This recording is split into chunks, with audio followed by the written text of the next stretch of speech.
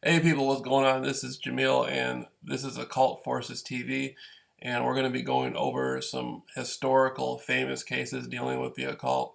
And for those who don't know, there is a such thing in the law enforcement world as occult investigations. Uh, the state I'm in Michigan and Lansing, the state police use occult investigation manuals. The FBI, the Department of Justice, uses occult investigation manuals. So occult investigators exist, they're real, they've been around for years and years and years. Occult investigators use psychics, they use all sorts of people who have paranormal ability to figure things out, numerologists, astrologists, Kabbalists, all sorts of different people. Me myself, I've always like to use psychics and like to use different sorts of means of finding information, but mostly just study, just reading and studying and listening to shows, different types of shows and whatnot.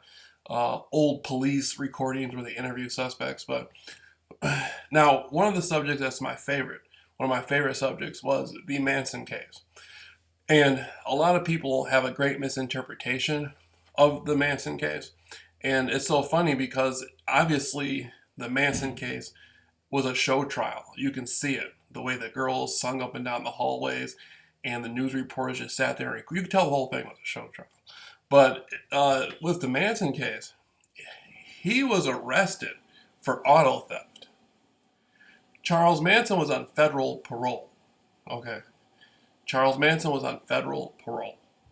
Then he was arrested for auto theft on Aleister Crowley's birthday. Okay, so again, there was the alleged murders occurred. The alleged murders occurred. Then he was on parole, out in Chatsworth, wherever he was in the desert, doing his thing. He was all over L.A. He was involved with the record business, all this stuff. Okay, so months go by. He gets arrested for auto theft. He goes to jail. Now, after being in jail, after the auto theft arrest, later on, he gets charged with murder, conspiracy murder. Okay? And this is one of the cases that is the most interesting to me because I used to spend I used to spend so much time in California on Hollywood Boulevard, especially talking to older people about the Manson case. And they'd be like, oh, I remember when it happened. It happened in the Los Felix area, the La Bianca case, blah, blah. And I think at the time, back in 1969, there was like 49 homicide detectives working the Los Angeles area. 49, between 47 and 49 homicide detectives working the Los Angeles area. And then the La Bianca case had 7 homicide detectives. So that's a cool case. And there's a lot of different sorts of, within the whole Manson thing, there's a lot of different sorts of occult, weird phenomena that most people haven't seen. What else is really cool? I think going to the 60s when it comes to the occult, I think the biggest thing would definitely be the Zodiac murders. Those are the most interesting. That's one of the most interesting phenomena I've ever seen. The media spent a lot of time glorifying the Manson case. I mean, they put more money in the Manson case than they did the invasion of Grenada. It was the most expensive trial of its time, the Manson trials, up until I think the OJ trials.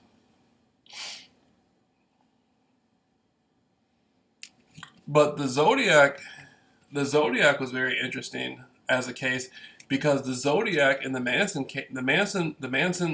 murder phenomena and the Zodiac thing, what was very closely connected in the sense that even Bill Nelson, former member of the Secret Service, was making connections between the Zodiac and the Manson case. But the Zodiac announced himself I think August 8th, the Zodiac announced himself publicly, like 4 days before the alleged Tate thing happened. Then of course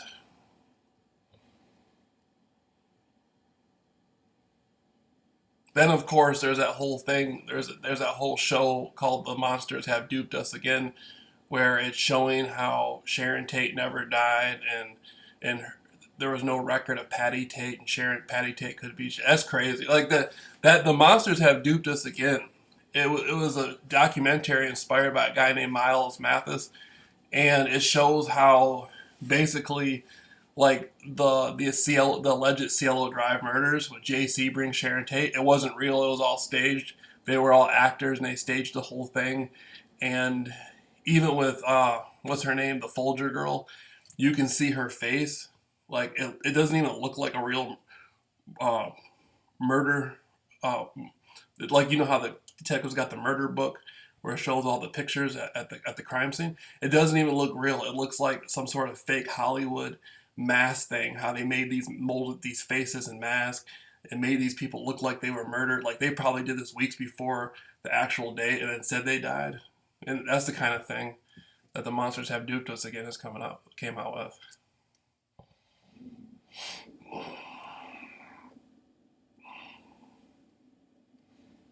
And then of course Stephen Parent died at the scene. How many people died at the Sharon? Stephen Parent, Abigail Folger, Jay Sebring, Sharon Tate, and Wojtek Frykowski, right? Then you have Shorty Shea. Then with the LaBianca case, there's two individuals who allegedly, but I don't know. I'm not really sure what happened, but it's interesting. It's a big occult phenomenon.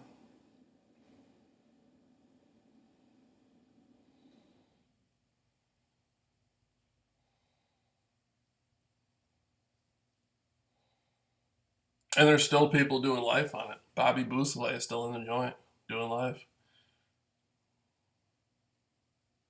Allegedly, he's in the joint. I don't know. Okay, occult phenomena.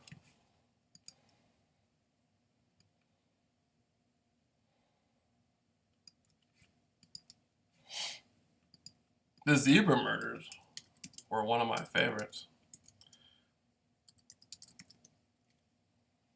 Then you have the famous Scientology murders with James Sharp and Doreen Gall. And you can just I used to spend hours and hours and hours researching the 19, like I used to literally go to every store in Los Angeles and sit there and talk to the people. And they'd be like, why are you so interested in this Manson stuff and all stuff? And I just want to know what happened. And they'd be like, oh, blah, blah, blah, blah, blah. I remember this and that. And I used to sit there and talk to the people for hours.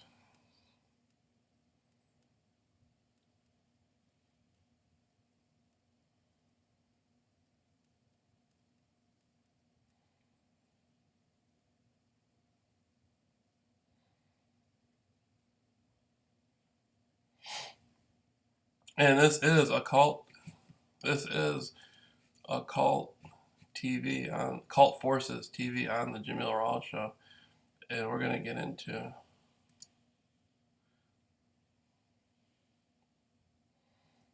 What I want to do is I want to find a subject that nobody's ever heard of before, or I mean, people haven't heard of it in a long, long, long time, and just sit there and just keep poking at it and figuring out what happened. Find a girl that was we'll find some girl that was kidnapped in 1965 kidnapping, and just sit there and poke at it till we figure out who did it or where it was or what happened.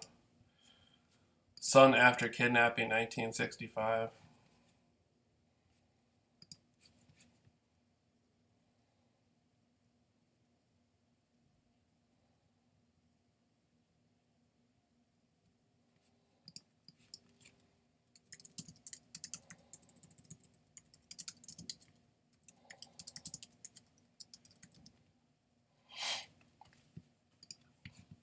One of the funniest things with the Manson case is the one of the guns allegedly used, the 22 caliber allegedly used.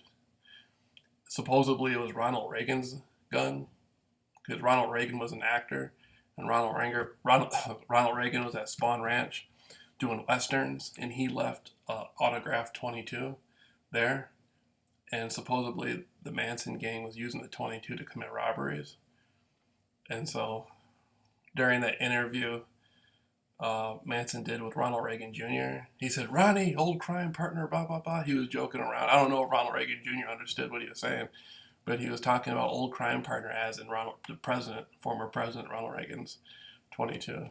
They were using the president's 22 to do robberies and stuff like that. There's a lot of interesting stuff.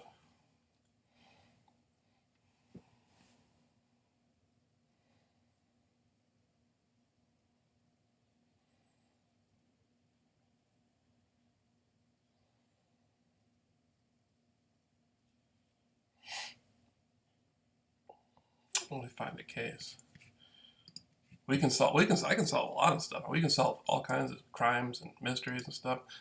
Los Angeles unsolved. No, we'll just do not Los Angeles. 1960s persons. Because investigators don't got time to go back and find out what happened. People like me do. Debbie Kelly missing 1970. Debbie Kelly, 21, missing from Baltimore, Maryland in the late 60s, early 70s. You probably already gathered it. Wouldn't that be amazing if we could find out what happened to one of these missing people?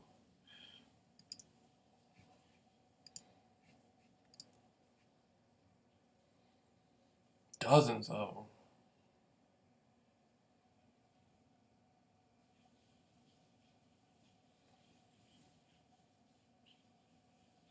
A lot of these missing women are pretty. Like a lot of these girls who come up missing that they came from nice homes and stuff, and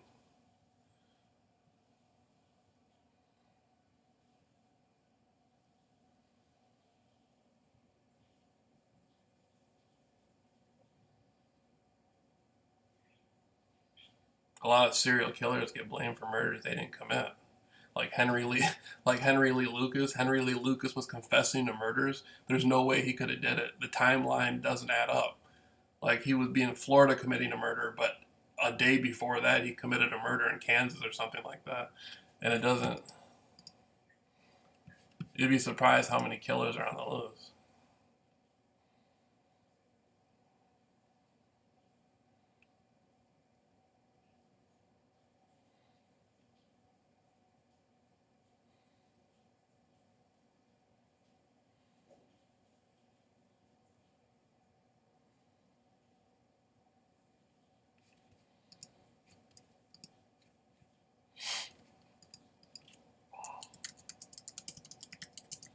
Yeah.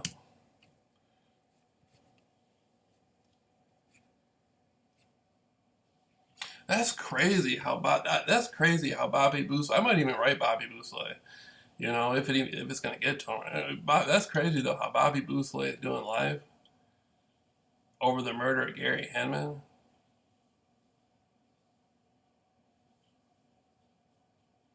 And Bobby Boosley was the first to get arrested.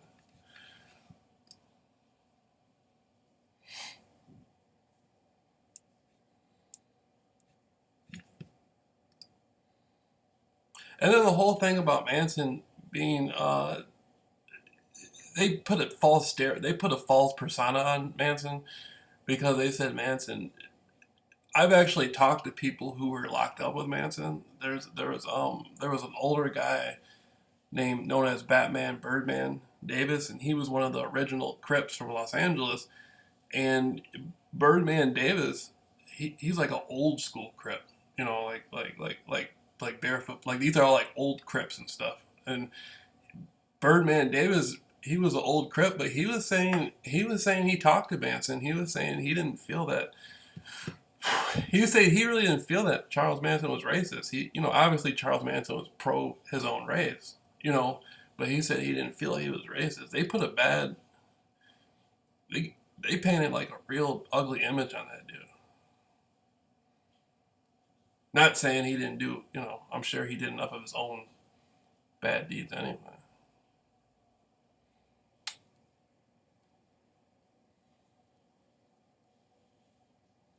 Then the Satan,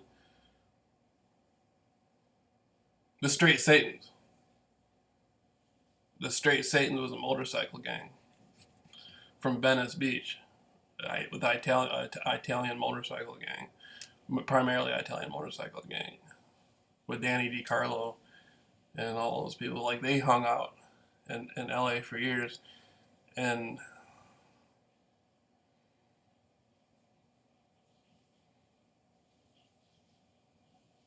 I think they got a better story. I think the Straight Satans with Danny DiCarlo and them. I think they got a much better story.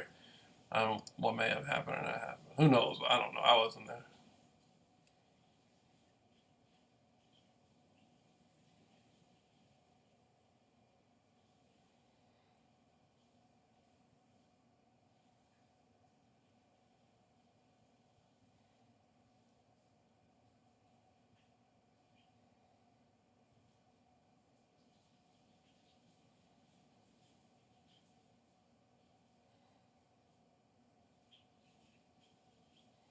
That's amazing. What actually happened to the Manson? That's amazing stuff. And this is Occult Forces TV on the Jameel Rawls show. I mean, not the Jameel Rawls show, but this is Occult Forces, just Occult Forces TV.